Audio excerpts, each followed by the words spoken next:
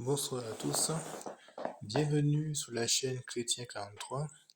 Aujourd'hui, notre leçon, ce sera sur le regard de Dieu sur la femme et la responsabilité de l'homme.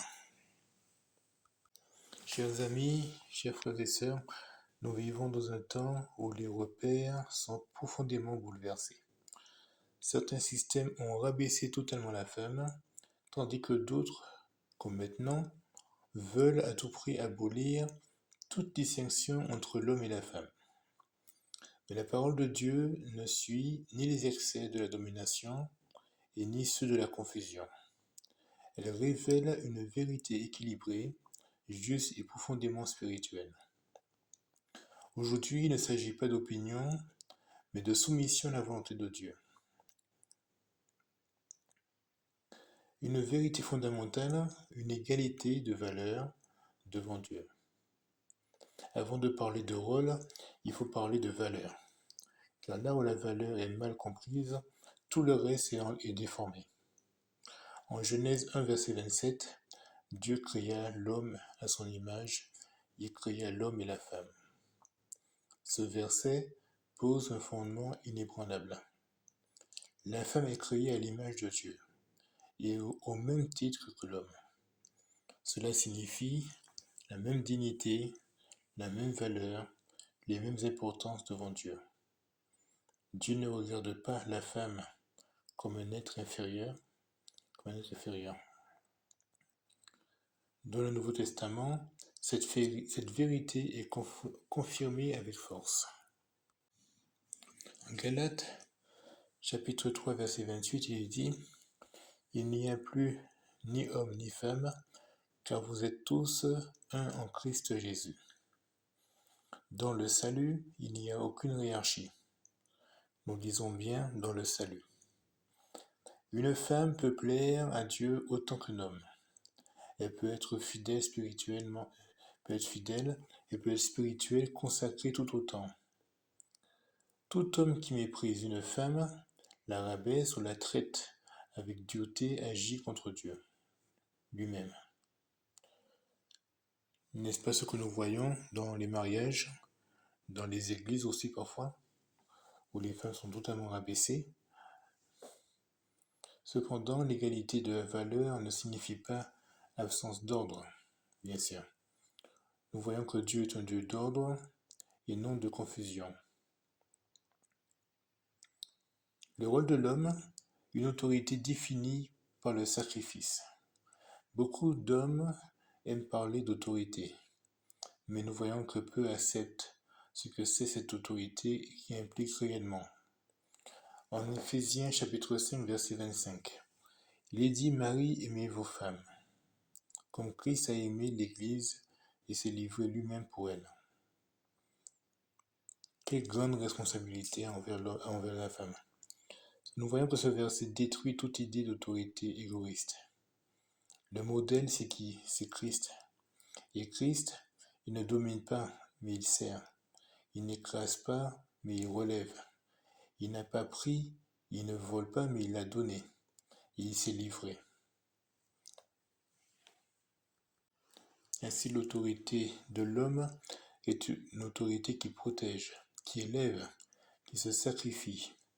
Un homme qui impose, qui humilie, qui néglige son épouse, n'exerce pas l'autorité biblique, mais il la pervertit.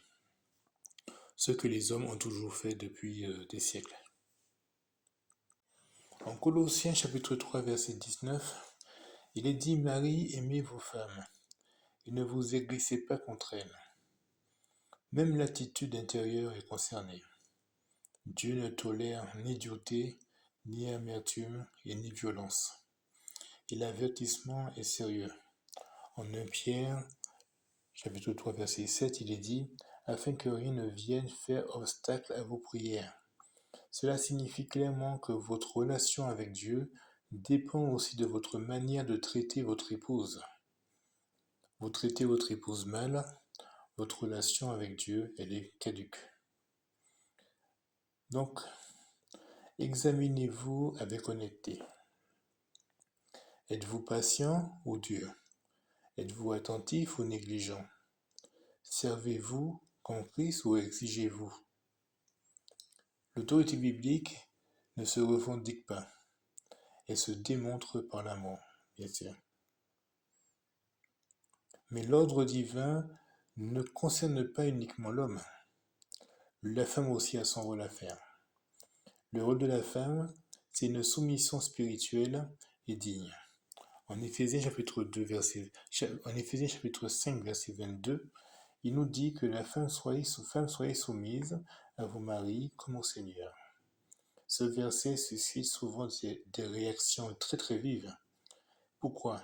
Parce qu'il est mal compris. La soumission biblique n'est pas une servitude, elle n'est pas une humiliation, elle est une disposition du cœur fondée sur la confiance en Dieu, et elle ne peut être comprise sans ce verset.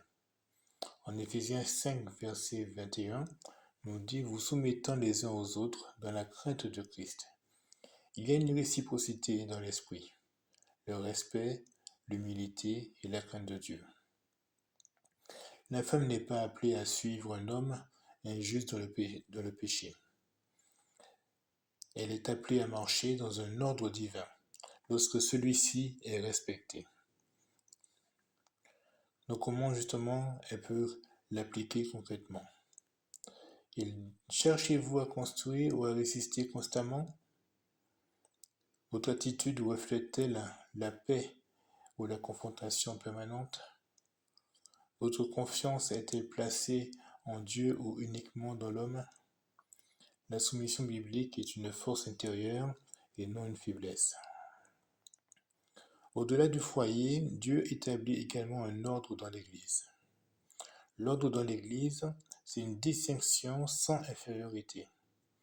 En 1 Timothée chapitre 2 verset 12, il est dit « Je ne permets pas à la femme d'enseigner, ni de prendre de l'autorité sous l'homme ».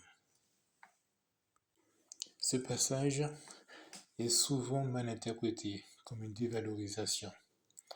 Mais ce n'est pas le cas. Nous voyons qu'il s'agit d'un ordre fonctionnel et non d'une différence de valeur. Prenons un exemple qui est très simple. Les hommes célibataires sont-ils égaux avec un homme qui est marié, une femme chrétienne, des enfants chrétiens? Non, on peut dire qu'ils ne sont pas égaux, parce que les hommes célibataires ne peuvent pas devenir anciens, ils ne peuvent pas devenir diacres. Donc c'est un ordre fonctionnel. De nombreuses femmes du Nouveau Testament ont servi fidèlement dans l'enseignement privé, dans le service, dans l'encouragement, dans l'évangélisation, et Dieu utilise encore des femmes puissamment. Mais il fixe un cadre dans l'assemblée. Mais que voyons-nous maintenant? Aujourd'hui, nous voyons deux dérives opposées à s'affronter. L'abus d'autorité, des hommes utilisent la Bible pour justifier la domination, la dureté, l'injustice, qui est une falsification de l'écriture. Et nous voyons aussi, de notre côté, la suppression de l'ordre. La société moderne rejette toute distinction. Mais enlever l'ordre de Dieu, c'est ouvrir aussi la porte à la confusion. En conclusion, un appel solennel. La question n'est pas culturelle, mais elle est spirituelle. Êtes-vous prêt à vous soumettre à la parole de Dieu, même lorsqu'elle vous reprend? Et vous, hommes, aimez-vous réellement comme Christ, ou cherchez-vous à imposer votre volonté? Et vous, femmes, marchez-vous dans la confiance et le respect de Dieu, ou dans la résistance et l'indépendance absolue? Car au final, chacun rendra compte devant Dieu. Et ce jour-là, une seule chose comptera, avoir été fidèle à sa volonté. Voilà, nous avons terminé notre message. Si vous avez des questions, n'hésitez pas à écrire à chrétien43410@gmail.com.